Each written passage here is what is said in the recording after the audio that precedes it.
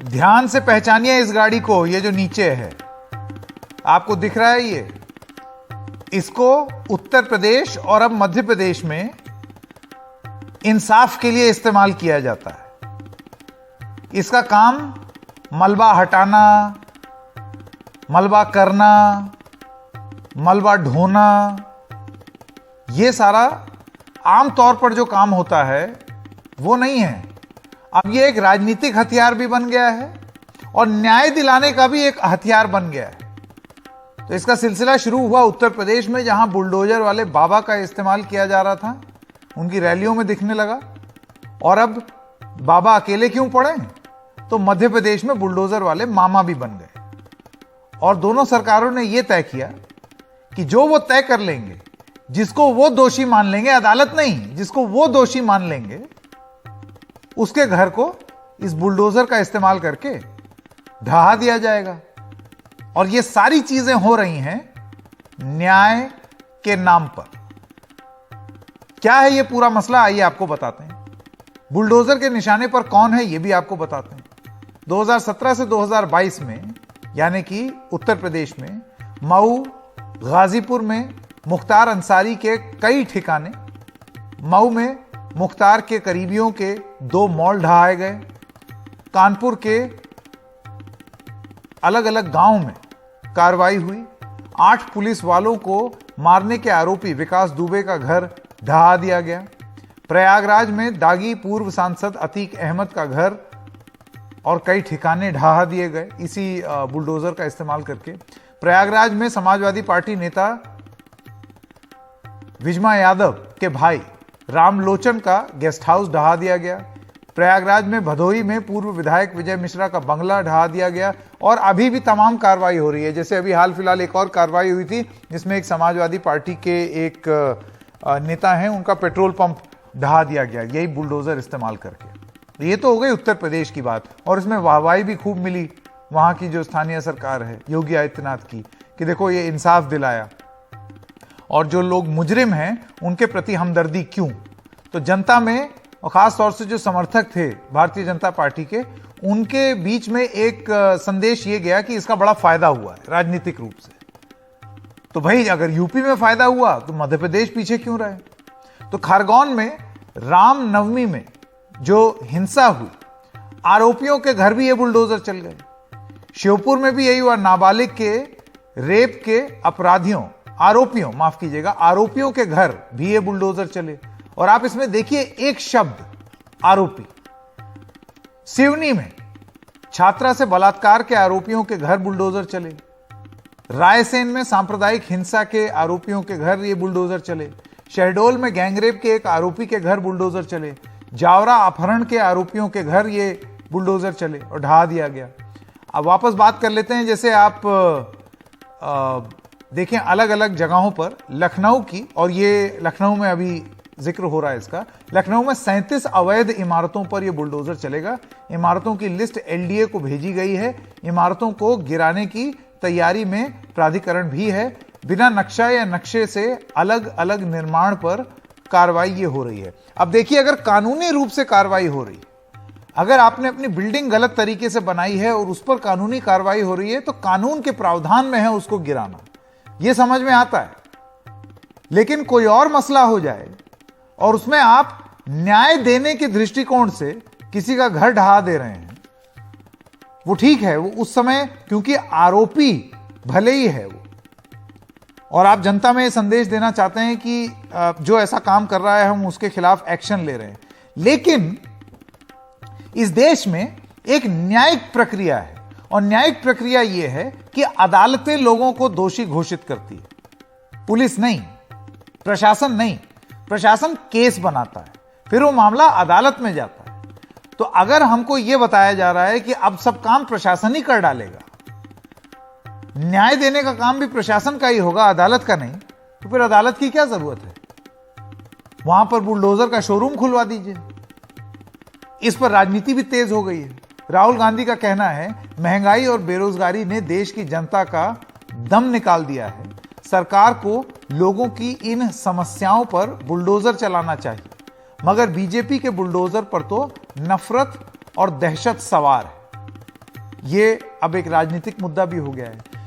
ये पेचीदा मामला इसलिए हो जाता है क्योंकि इसमें तुरंत एक तर्क दिया जाएगा कि आप किसके साथ खड़े हैं, वो जो अपराध कर रहा है या वो जिसके साथ अपराध हुआ है।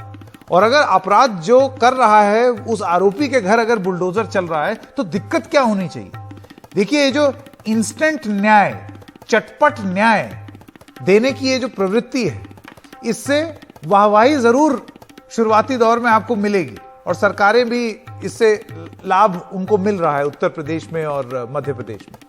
लेकिन आप ये जान लीजिए, और मैं एक जिक्र आपको करना चाहता हूं, जब उत्तर प्रदेश के हम लोग दौरे पे थे तो वहां पर एक 19 साल की एक लड़की, फर्स्ट टाइम वोटर, इस बुलडोजर बाबा वाले पूरे प्रकरण पर कानपुर में, मुझे अभी भी याद है, उस लड़की का यह कहना था कि अगर ये एक्स्ट्रा जुडिशियल जस्टिस अगर आज की डेट में, जिसको सरकार ये मान रही है कि वो गलत हैं, उसको सही करने के लिए अगर दिया जा रहा है तो कल को ये बुलडोजर फिर किसी के यहां भी चल सकता है। क्योंकि जब सरकार को ही तय करना है, जब सरकार में बैठे हुए कुछ लोगों को ही तय करना है, क्योंकि अदालती कार्रवाई का हिस्सा नहीं है, न्यायिक प्रणाली का हिस्सा भी नहीं है, कोई बैठ करके तय कर रहा है, या तो राजनीतिक रूप से या प्रशासनिक रूप से, तो कल को तो ये कोई भी तय कर सकता है।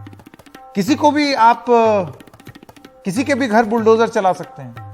अब ये एक बड़ी जबरदस्त बात बोली और जरूरी बात है, क्योंकि एक व्यवस्था है इस देश में, वो व्यवस्था खराब जरूर हो गई होगी, तो उसका इलाज उस व्यवस्था को ठीक करना है, उस व्यवस्था पर बुलडोजर चलाना नहीं है। लेकिन राजनीतिक रूप से कुछ शुरुआती लाभ मिल रहा है इस बुलडोजर चलाने से। तो आज सवाल इंडिया का में जो हमारा सवाल है वो है आपके स्क्रीन पर, सावधान, बुलडोजर आ रहा है। बुलडोजर बाबा के बाद अब बुलडोजर मामा, न्यायिक प्रणाली पर क्या चढ़ गया है ये बुलडोजर, और फौरी न्याय है ये, या एक गैर न्यायिक इंसाफ देने की एक प्रक्रिया। आप अपने आप को कहां पाते हैं, आप जरूर बताइए। आइए अपनी बहस शुरू करते हैं और बहस में अपने जो साथी हैं हमारे अलग अलग पार्टियों से, उनसे हम बात करते हैं। अनुभव चक नेता हैं भारतीय जनता पार्टी के, सुरेंद्र राजपूत प्रवक्ता कांग्रेस पार्टी के, अश्विनी दुबे एडवोकेट हैं सुप्रीम कोर्ट में। थोड़ी देर में तहसीन पूनावाला भी हमारे साथ जुड़ जाएंगे। सबसे पहले तो अनुभव जी मैं आपके पास आना चाहता हूं, क्योंकि ये दोनों चीज जो हो रही हैं वो यूपी और एमपी में हो रही है। दोनों जगह बुलडोजर चल रहा है, दोनों जगह खूब वाहवाही हो रही है कि देखिए एकदम खट से कार्रवाई कर दी, उसका राजनीतिक लाभ भी भारतीय जनता पार्टी दावा करती है कि मिल रहा है। जब योगी आदित्यनाथ जीते थे तो लोग हर रैली में बुलडोजर लिए, अपने सिर पे बुलडोजर का खिलौना लगाए, सब, वो तो एक ये चुनावी सिंबल तक बन गया। लेकिन उस लड़की को आप क्या कहेंगे, 19 साल की लड़की कानपुर में, जिसका यह कहना है कि आज अगर ये अधिकार प्रशासन और पुलिस अपने आप को दे रही है कि वो खुद ही तय कर दे रही है, अदालतें नहीं, वो खुद तय कर दे रही है कि दोषी कौन है और किसके खिलाफ कार्रवाई होनी चाहिए, तो कल को तो इसका दुरुपयोग भी हो सकता है। फिर अदालतों की जरूरत क्या है?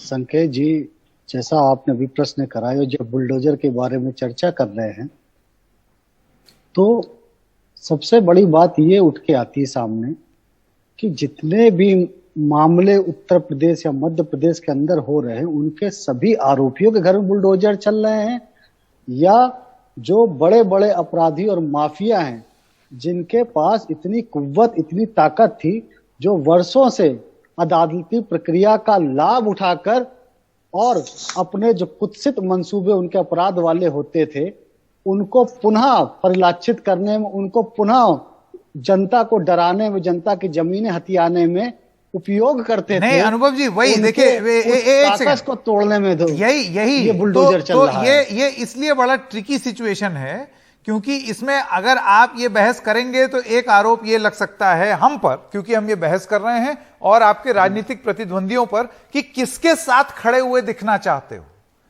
जो अपराध कर रहा है या जिसके साथ अपराध हुआ है। ठीक बात है ना, इसी पर राजनीतिक बातचीत पूरी इसी पर हो रही थी। लेकिन मेरा सवाल दूसरा है, मैं न्यायिक प्रक्रिया की बात कर रहा हूं। इस देश का कानून क्या कहता है, कॉन्स्टिट्यूशनल प्रोविजंस जो है वो क्या कहते हैं। अदालतें तय करेगी ना कि कौन दोषी। आपका ये कहना है कि वो अदालत को उलझा देते, तो या तो आप खुल के बोलिए कि अदालती जो प्रक्रिया है वो ठीक नहीं है, उसका दुरुपयोग हो रहा है। अदालती प्रक्रिया अपनी जगह पे दुरुस्त है, लेकिन अदालत और जो वारदात होती उसके बीच का जो प्रोसेस है, चाहे वो गवाहों से रिलेटेड हो, गवाह भी सामान्य व्यक्ति होता है, वो ऐसे बड़े बड़े अपराधियों के, ऐसे बड़े बड़े माफियाओं के खिलाफ गवाही देने जाने से पहले 10 बार सोचता है, जिसका ये लोग लाभ उठाते रहे, अकूत संपत्तियां इकट्ठी करते रहे। और आपने और हमने देखा है किस तरीके से अपराधी अपराध करने के बाद मूंछें ऐंठते ठठाकर हंसते घूमते थे। आज उन्हीं अपराधियों के मंसूबों को, उनके मनोबल को तोड़ने का काम अगर किसी ने करा तो उस बुलडोजर ने करा है। और आज इस बुलडोजर के डर की वजह से बड़े बड़े अपराधी, नहीं तो अपराधी के मन में आप डर लाए हैं, लेकिन मैं बस आपसे एक ही सवाल पूछना चाहता हूं, कौन से कानूनी प्रावधान के तहत? या तो देखिए, या तो यह हो कि आप इस देश के संसद में और अलग अलग विधानसभाओं में एक कानून पास कर दें, आप बना दें उत्तर प्रदेश में उत्तर प्रदेश बुलडोजर अधिनियम 2022, तो हम यह समझें कि चलिए भाई एक कानून आ गया, कानून के तहत यह कार्रवाई हो रही है। क्योंकि अभी का जो कानून है उसमें एक आरोपी रहता है जब तक अदालत उसको दोषी घोषित ना कर दे। प्रक्रिया में दोष हो सकता है, आप सही कह रहे हैं कि इतना लंबा प्रोसेस होता है कि बहुत मजबूत हो जाते हैं ये अपराधी, इनको ये लगता है ये किसी को भी चला ले जाएंगे, और वो डर पैदा करना जरूरी है। लेकिन आप नहीं मानते हैं कि आज की डेट में आप जिस अपराधी को टारगेट कर रहे हैं, कल को उस बाबू को इतना बल मिल जाएगा कि वो जहां मर्जी घुमा देगा बुलडोजर, ये कह के कि मैं तो इंसाफ दिला रहा हूं। संकेत जी, कंट्रोल कैसे करेंगे आप इसको? अभी आपने भी देखा कि एक बाबू ने किसी गरीब की झोपड़ी को गिराने का काम करा था और उसको तुरंत ताकीद दी गई कि इस तरह की हरकतें बर्दाश्त नहीं। जो वाकई में अपनी अकूत संपत्तियों को लोगों को डरा धमकाकर और शासन प्रशासन को दबा कर या उनका अपने हिसाब से इस्तेमाल करके जिसने अकूत संपत्तियां इकट्ठी करी हैं, उनके ऊपर बुलडोजर चल रहा है, ना कि किसी गरीब आदमी पे। अश्विनी दुबे, इससे पहले कि मैं राजपूत जी के पास आऊं, अश्विनी दुबे और तहसीन पूनावाला भी अब हमारे साथ जुड़ गए हैं। आपका बहुत बहुत स्वागत तहसीन। अश्विनी दुबे, कानून के दृष्टिकोण से, क्योंकि आप वकील हैं सुप्रीम कोर्ट में, आप मुझे बता दें कि कौन से कानून में यह लिखा है कि अदालत के दोषी करार करने से पहले प्रशासन अपने हिसाब से डर पैदा करने हेतु लोगों के घर गिरा दे या बुलडोजर चला दे? क्योंकि मुझे इसका दुरुपयोग, और कुछ नहीं, अपराधी के साथ कोई नहीं खड़ा हो सकता, लेकिन इसके दुरुपयोग की चिंता है। बहुत बहुत धन्यवाद संकेत जी। बहुत सही आपने कहा कि क्रिमिनल जूरिस्प्रूडेंस के 3 अंग होते हैं। पहला अंग होता है सस्पेक्ट का, दूसरा एक्यूज का और तीसरा कन्विक्ट का। और किसी का घर भी गिराने से पहले, चाहे वो अपराधी हो, गैर अपराधी हो या सरकारी जमीन पर अतिक्रमण किया हो, तो due procedure of law follow होता है। वो ड्यू प्रोसीजर ऑफ लॉ क्या है कि किसी का घर गिराने से पहले आपको एक शोकॉज नोटिस, अगर म्यूनिसिपैलिटी एरिया में है तो म्यूनिसिपल कॉर्पोरेशन का, पंचायत एरिया में है तो जिला पंचायत से, और डिस्ट्रिक्ट एडमिनिस्ट्रेशन का तो डिस्ट्रिक्ट एडमिनिस्ट्रेशन का कारण बताते हुए देना पड़ेगा। यह भी सही है कि जब तक हमारे देश की अदालतें किसी को अपराधी नहीं घोषित करती तब तक अपराधी नहीं किया जा सकता, अपराधी नहीं माना सकता। यह भी सही है कि क्रिमिनल प्रोसीजर कोड के धारा 82 और 83 में भी ऐसा कहीं प्रावधान नहीं है कि अगर कोई व्यक्ति एब्सकॉन्डिंग है, आदतन अपराधी है, तो उसकी संपत्ति को गिराया जाए, बल्कि उसकी संपत्ति को कुर्क किया जाता है, जब्त किया जाता है। 2 बातों की तरफ मैं यहां पर इंगित करवाना चाहूंगा आदरणीय Sanket ji. Correct me if I am wrong, मैं गलत हूं तो मुझे करेक्ट करिएगा, लेकिन 50 सेकंड बोलने जरूर दीजिएगा। कि क्या अब तक बुलडोजर से पीड़ित एक भी व्यक्ति ने इस देश की इंडिपेंडेंट, अनबायस्ड और ट्रांसपेरेंट रूल ऑफ लॉ की जो अथॉरिटी है, जुडिशियल सिस्टम, उसके पास अप्रोच किया? पहला। क्या किसी ने मैलिशियस और रॉन्गफुल प्रोसिक्यूशन की कंप्लेंट अदालतों में फाइल किया? दूसरा। क्या कोई ऐसा व्यक्ति अदालत में रिट जुरिस्डिक्शन में अंडर आर्टिकल 226 या सुप्रीम कोर्ट में आर्टिकल 32 में एक भी व्यक्ति गया कि मेरे घर को गिराया गया? चौथा, अगर नहीं गया तो रूल ऑफ लॉ में जब एक जुडिशियरी इंडिपेंडेंट ऑर्गन की तरह कॉन्स्टिट्यूशन में काम करती है, तो उस घर को रिस्टोर करवाने के लिए, यहां कॉम्पनसेशन का भी प्रोविजन मैं यह भी बता दूं, उस घर को रिस्टोर करवाने के गलत तरीके से किसी का घर गिरा है तो वो है। मैं मानता हूं कि कंगारू कोर्ट की व्यवस्था, कंगारू न्यायिक व्यवस्था इस देश में नहीं चल सकती है, पब्लिक न्याय नहीं करेगी। लेकिन आपका तर्क जो मुझे समझ में आ रहा है दुबे जी, आपका यह कहना है कि अभी तक किसी ने शिकायत नहीं की है अदालतों में कि मेरा घर जो है वो गलत कारणों से गिरा दिया गया, मिस्टेकन आइडेंटिटी में गिरा दिया गया, इस तरीके की कोई शिकायत नहीं आई है। तहसीन पूनावाला, मैं आपके पास आना चाहता हूं। देखिए, एक तो बात होती है कि मैं सही काम करूं बतौर सरकार, और दूसरा होता है कि मैं तब तक गलत काम करता रहूं जब तक शिकायत ना हो जाए या अदालतों में बात ना पहुंच जाए और अदालत ये ना बोले कि भाई आप गलत कर रहे हैं। तहसीन, मैं आपसे जानना चाहता हूं कि क्या बुलडोजर के चलने को एक कैंगरू कोर्ट, कैंगरू इंसाफ, छटपट न्याय की तरह देखा जा रहा है? क्योंकि राजनीतिक रूप से इसका फायदा जरूर हो रहा है। आप जनता के बीच में जाकर के ये जरूर बोल सकते हैं कि देखो, जो गलत कर रहा था हमने उसके खिलाफ कितना सख्त कदम लिया, और जनता से स्नेह भी मिलेगा राजनीतिक रूप से। लेकिन मैं न्याय कानून की बात कर रहा हूं। संकेत जी, आपकी अपेक्षा बहुत ऊंची है इस वक्त कि हमारे मुल्क में कानून का निजाम है और हमारे मुल्क का संविधान इंटैक्ट है। ये आप में शायद ये अपेक्षा अब भी जागी हुई है, लेकिन दिन प्रतिदिन भारतीय जनता पार्टी और उनकी सरकारों में संविधान की धज्जियां उड़ाई जा रही है और कानून का अब कोई निजाम रहा नहीं है। जो दुबे जी ने कहा, क्या कोई पीड़ित व्यक्ति कोर्ट में गया, क्या जाकर कोर्ट में कहेगा? गुंडों की सरकार है, गुंडों की सरकार में अपने शब्दों पर बड़ी जिम्मेदारी से शब्दों का प्रयोग कर रहा हूं। जो आपने किसी का घर गिरा दिया, कल आप किसी को मार दोगे, कहां जाओगे? कौन सा कोर्ट में जाओगे? The process is the punishment. और हाँ, दुबे जी को बता दूं कि यहां जो मध्य प्रदेश में है, कुछ लोगों को मैं मदद कर रहा हूं कि मध्य प्रदेश हाईकोर्ट अप्रोच करे, लेकिन 4 दिन की छुट्टी है, 5वें दिन कोर्ट जाएंगे। जब लिस्ट होगा, उसके बाद लिस्ट होने के बाद जब सुनवाई होगी, वो 15-20 दिन के बाद सुनवाई होगी, तब तक तो आपने किसी का घर तोड़ दिया। इंसाफ होगा तब होगा, तब तक आपने तो ये एक्शन ले लिया। और क्या एक्शन, क्या कार्रवाई होगी? आप माफी मांगोगे, आप घर बना दोगे, तो आप टैक्स पेयर के पैसे से बनाओगे, लेकिन जो कठिनाई, जो परेशानी उन पर आई, उस पर क्या? दूसरी चीज, मान लो उस परिवार में से एक व्यक्ति दोषी भी है, तो हमारा लीगल ज्यूरिस्प्रूडेंस क्या है? You are innocent until proven guilty. यहां पर हमने ज्यूरिस्प्रूडेंस ये बना दिया है कि you are guilty until proven innocent. अगर ये बात है कि you are guilty until proven innocent, तो आज भी आदित्यनाथ जी पे, मैं उत्तर प्रदेश की बात कर रहा हूं, मध्य प्रदेश पे नहीं, आज भी आदित्यनाथ जी पे बहुत गंभीर चार्जेस है, इंक्लूडिंग राइटिंग। तो फिर आदित्यनाथ जी इनोसेंट कैसे हुए? वो मुख्यमंत्री कैसे? प्रज्ञा ठाकुर पर आज भी, इस वक्त भी मध्य प्रदेश की एमपी है, उस पर टेररिज्म के चार्जेस है, तो फिर वो एमपी कैसे है? Why she innocent until proven guilty? यहां पर भाजपा का तर्क क्यों बदलता है? अब सुरेंद्र राजपूत जी, आपके पास आना चाहता हूं। आपको लगता है कि ये कार्रवाई जो 2 राज्य सरकारें अब कर रही हैं इस तरीके से न्याय देने की, मैंने जैसे कि आपको बोला, जनता के बीच में एक छवि ये जरूर जाएगी कि जो गलत कर रहा है उसके खिलाफ है सरकार और जो सही है उसके साथ है सरकार। लेकिन आपको लगता है एक तरीके का ये न्यायिक प्रणाली का मखौल उड़ाना भी हुआ कि सरकार ने ये मान लिया है कि न्यायालय में कुछ नहीं होगा, हम खुद ही कर देते हैं सब कुछ? संकेत भाई, आपका बहुत बहुत शुक्रिया। सच बात यह है कि काफी कुछ तो आपने ही कह दिया अपने इंट्रोडक्टरी रिमार्क में भी, और लगातार आप कहते जा रहे हैं, तो उससे कहीं पर भी डिफर करने का कोई सवाल नहीं उठता है। 2-3 चीजें बड़ी क्लियर हैं। इस देश को संविधान से चलाना है या राजनीतिक लाभ या हानि से चलाना है, ये बात भारतीय जनता पार्टी को और उनके जो नेतृत्व को समझनी होगी। और आज की डेट में दुर्भाग्यपूर्ण तरीके से भारतीय जनता पार्टी इस सरकार को अपने राजनीतिक लाभ हानि के हिसाब से संविधान को तोड़ और मरोड़ करके चला रही है। इसका एक प्रत्यक्ष उदाहरण मैं देता हूं कि you show me the face, I will show you the rule, जिस तरीके से ये लोग कर रहे हैं। कर्नाटक में एक भारतीय जनता पार्टी के कार्यकर्ता संतोष पाटिल ने आत्महत्या की है और स्पष्ट रूप से आरोप लगा करके की है कि वहां का कैबिनेट मिनिस्टर के.एस. ईश्वरीरप्पा मेरी हत्या के लिए जिम्मेवार है। ये मैं नहीं कह रहा हूं, उसका सुसाइड नोट कह रहा है। और आज अगर बुलडोजर चलाना है और बुलडोजर संविधान सम्मत है, तो के.एस. ईश्वरप्पा को बर्खास्त भी करे और उनके घर पर भी बुलडोजर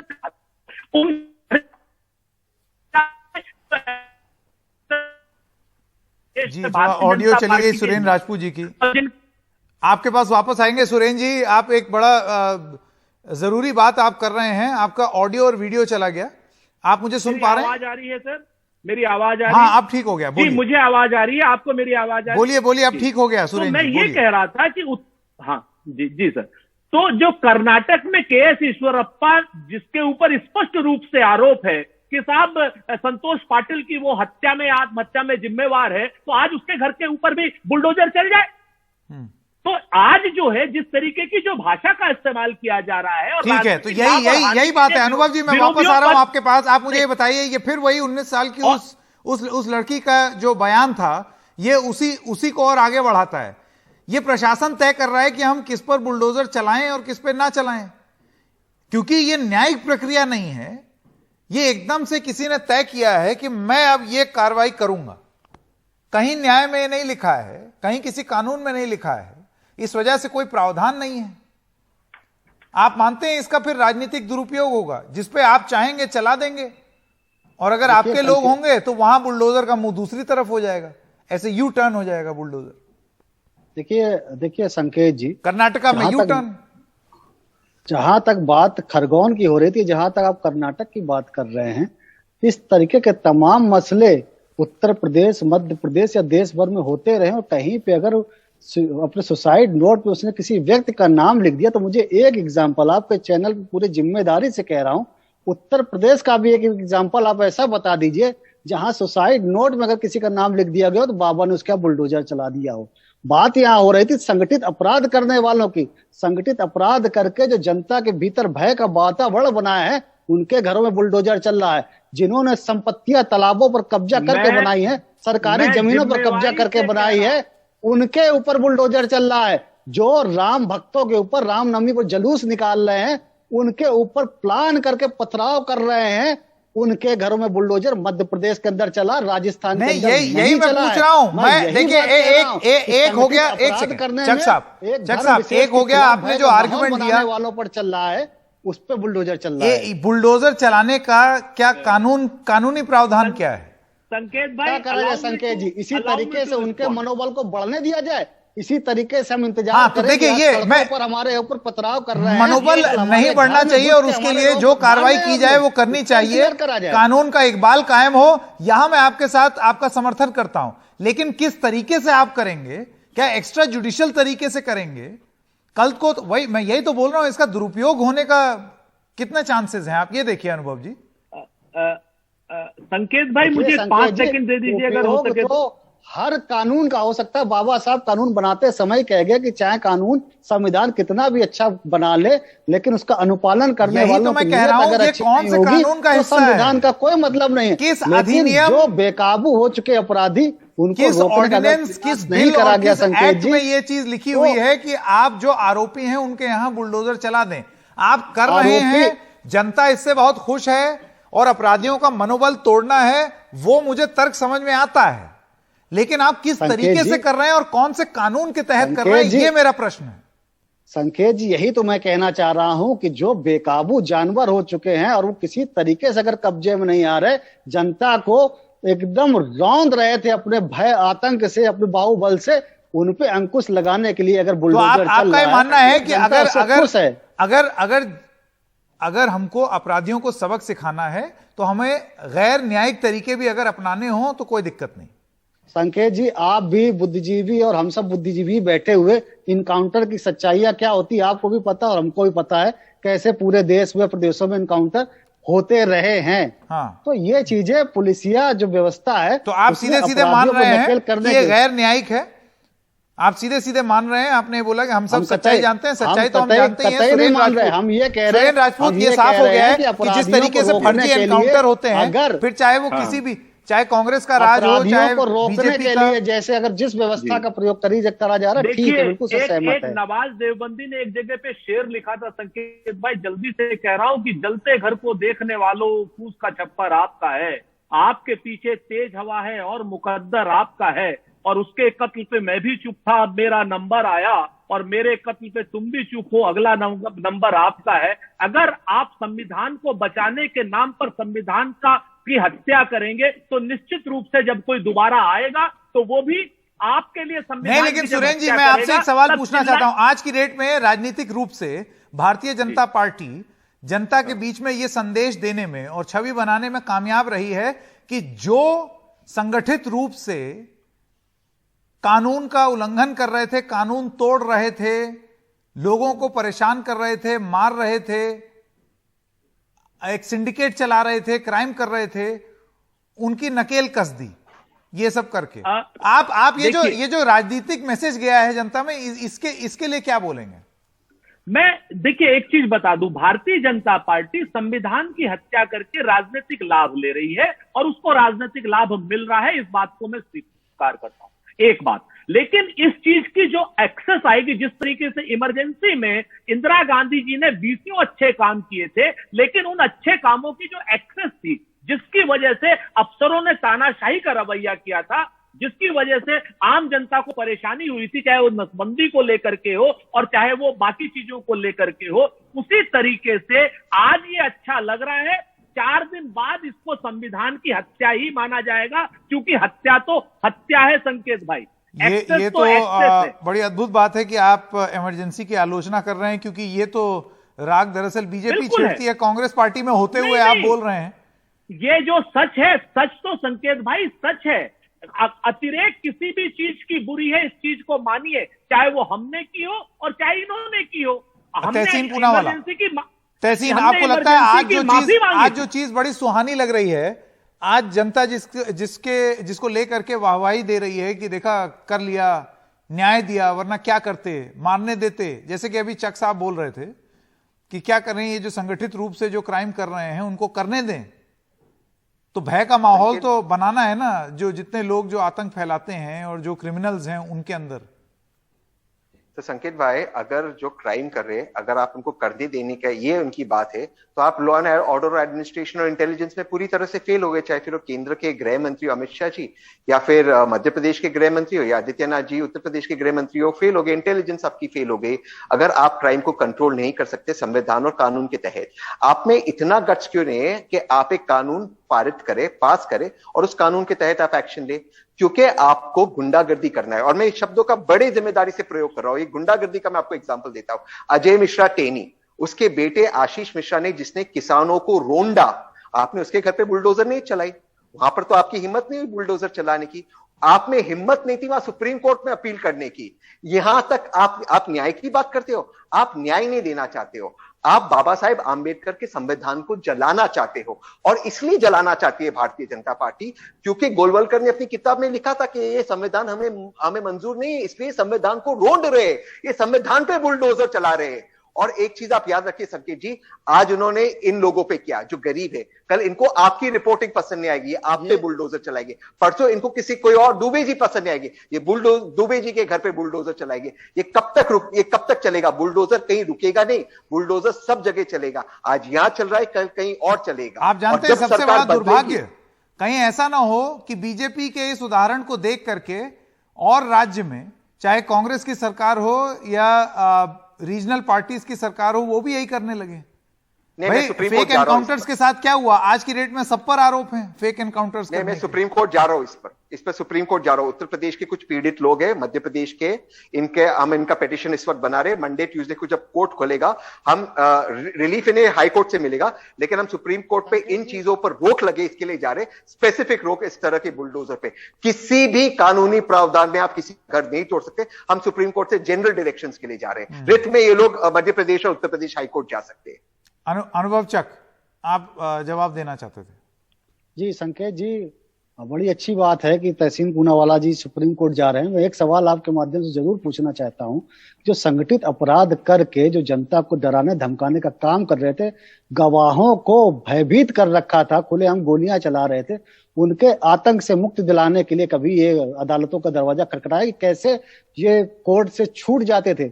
दूसरी बात मैं ये कहना चाह रहा हूं, जब बात करें तो उत्तर प्रदेश की, मैं पूछना चाहता हूं, पंजाब के अंदर जो आतंक खत्म करा गया था, आतंकवादियों से मुक्ति दिलाई गई थी, कौन से कानूनी प्रावधानों का प्रयोग करके दिलाई गई थी मुक्ति? क्या वहां पे गोलियां नहीं चलाई गई थी? क्या वहां पे गोलियां नहीं चलाई गई थी? पाकिस्तान के साथ क्या आप ये देखना चाहते हैं? क्या आप दिखाना चाहते हैं? जवाब देना चाहते हैं, उनका राइट टू रिप्लाई। अनुभव चक जी की इस बात पर सुरेंद्र राजपूत का जवाब। नहीं, क्या दिखाना चाहते हैं? जहां पे आतंक बढ़ जाता है वहां पर इस्तेमाल करना ही पड़ता है ताकतवर का, वहां इस्तेमाल करना ही पड़ता है सुरेंद्र जी ताकत का, वहां पर बुलडोजर का इस्तेमाल करना ही पड़ता है। मुख्तार अंसारी किस तरीके से आप संरक्षण देने लगते थे? सुरेंद्र राजपूत जी, आप ही के प्रोडक्ट थे सुरेंद्र राजपूत जी, आप ही के प्रोडक्ट मुख्तार अंसारी थे, आप ही के अतीक अहमद थे।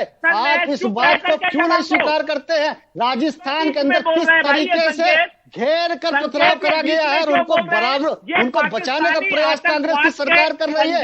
राजस्थान आज की तारीख में बलात्कार का हब बन चुका है, लेकिन आपकी सरकार वहां पर चुप बैठी हुई है। और यही कारण है कि उत्तर प्रदेश की जनता ने आपको आईना दिखाने का काम किया है। चक साहब हो गया, अब जवाब ले लें, सुरेंद्र राजपूत का जवाब ले लें। आप उसी में लगे हुए हैं। ठीक है, अनुभव जी की हमने बात सुनी। सुरेंद्र जी, अनुभव चक जी ने तो बड़ी विचित्र स्थिति कर दी कि नरेंद्र मोदी सहित पूरी भारतीय जनता पार्टी पंजाब के आतंकवाद में, जो खालिस्तानी आतंकवाद हुआ था, उसके समर्थन में, पाकिस्तानी आतंकवाद के समर्थन में, इंदिरा गांधी की जो हत्या हुई थी उसके समर्थन में, और जो सरदार बेनजीर की हत्या हुई थी उसके समर्थन में। ये लोग की मृत्यु पर क्या बात करते हैं? किस तरीके का उदाहरण दे रहे हैं? देश की जनता ने देखा है। आप संकेत भाई, ये तो आपके बीच में तो ऐसा होता नहीं था। सुरेंद्र जी, जनता ने देखा चक साहब रुकिए, उस कांड में रुकिए, एक करके प्लीज रहे थे, देखा है। और जो बाबा साहब अम्बेडकर की बात कर रहे थे, एक से मुझे यहाँ पर 10 सेकंड सुरेंद्र राजपूत जी के, उसके बाद ब्रेक लेना है। नहीं दिया था अनुभव जी, आपने अपनी बात कह दी, आपने अपनी बात कह दी। 10 सेकंड सुरेंद्र जी जल्दी से। भारतीय जनता पार्टी के लोग हैं, ये माइट इज राइट की बात करते हैं। ये लोग कहते हैं कि हम जो कर रहे हैं वो सही है और जो कांग्रेस कर रही है गलत है। कांग्रेस ने अगर आतंकवाद खत्म किया तो ये आतंकवादियों के साथ खड़े हो गए, ये इंदिरा गांधी जी के हत्यारों के साथ खड़े हो गए। इनके पीएन लेखी इंदिरा गांधी जी के हत्यारों को बचाने के लिए पिटीशन करते हैं, खालिस्तानी आतंकवादियों के साथ ये खड़े हैं। आज की डेट में ये पूरी तरीके से, ठीक है, वक्त खत्म हो गया मेरे पास। दुबे जी, चक साहब, तहसीन पूनावाला और सुरेंद्र राजपूत जी, आप सब लोगों का बहुत बहुत धन्यवाद। आज अगर बुलडोजर का उपयोग किया जा रहा है तो बस यहां पर इस बहस का मकसद इतना ही था कि ये जान के रखिए, क्योंकि इसका कोई कानूनी प्रावधान नहीं है तो इस बुलडोजर का दुरुपयोग भी कर सकते हैं। नियत का खेल है सारा, कानूनी प्रावधान नहीं है। एक छोटे से ब्रेक के लिए रुक रहे हैं, अभी हाजिर होते हैं।